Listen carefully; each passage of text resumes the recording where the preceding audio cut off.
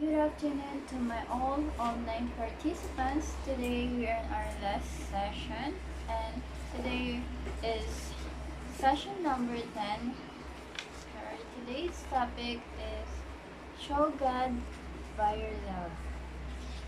So let's start. First is, how much more can I learn about love? Who will deny that love is the dominant theme of the age in which we live? Everyone talks about love, though not everyone practices it. And just when you may think, how much more can I learn about love? John gives us even more insight into the love of God. Though we have here the command, love one another.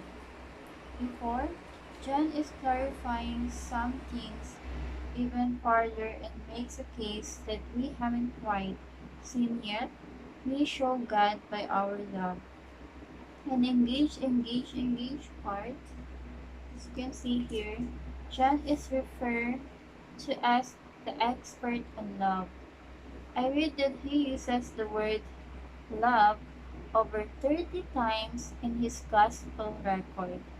Paul is the apostle of faith, Peter is the apostle of hope, James is the apostle of good works, and John is the apostle of love. We know that John really identified with Jesus' love for him, even to the point of referring to himself as the apostle whom Jesus loved in his gospel record. And a quick part two.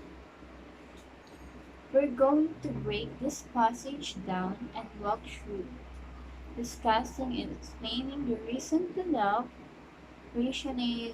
rationale for love, and the reason of loving like we should. First question, what are the reasons why we should love? There are three reasons given. First, love is from God. The background along with the initial statement presupposing if God loves us shows that love is the very character of God and it's going to come from Him. Love is a part of God's nature. You can separate it from who He is. Second, love is evidence that a person is born of God. It makes sense if you have God dwelling in you and love is from God, then you also must be loving one another. God has regenerated your heart, taken that dead, fleshly heart, and made it alive.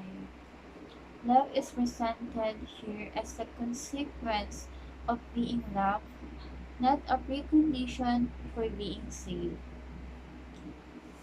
Number three, love demonstrates that you know God. Whoever loves has been born of God and knows God. Love takes it beyond just knowing about God. When you have been born of God, then you have an intimate personal connection with God.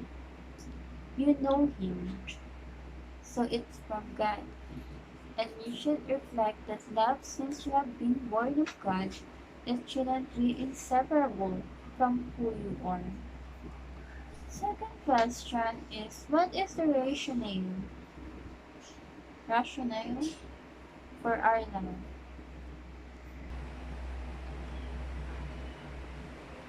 In case nothing yet that John said about love in previous verses have made sense, he summarized it.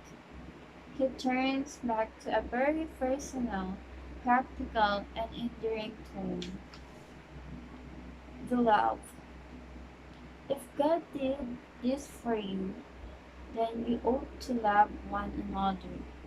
If God sent His Son to stand in your place, and take your punishment, then you ought to love your enemies.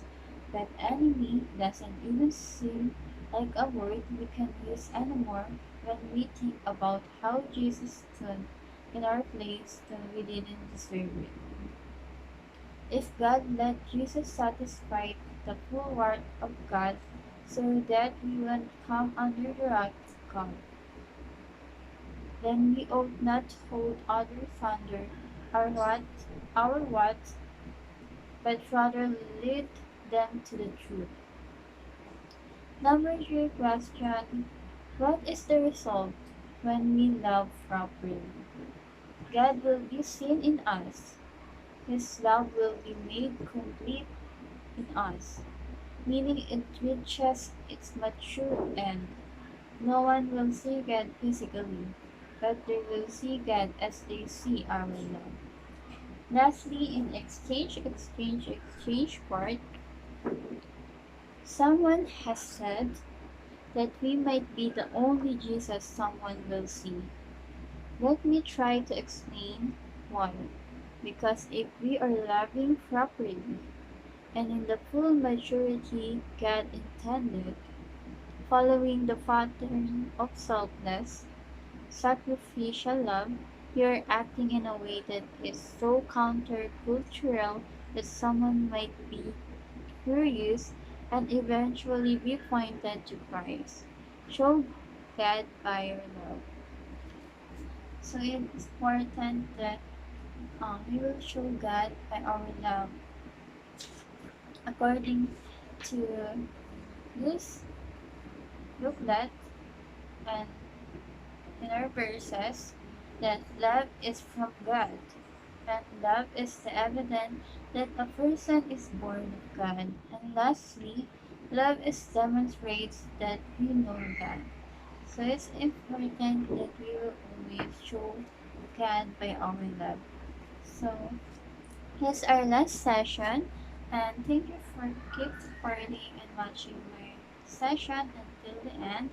And lastly, this booklet you will get this. Just remind me or comment here in my YouTube channel, and also don't forget to comment your Gmail account so I can able to send our last booklet and last evaluation form today.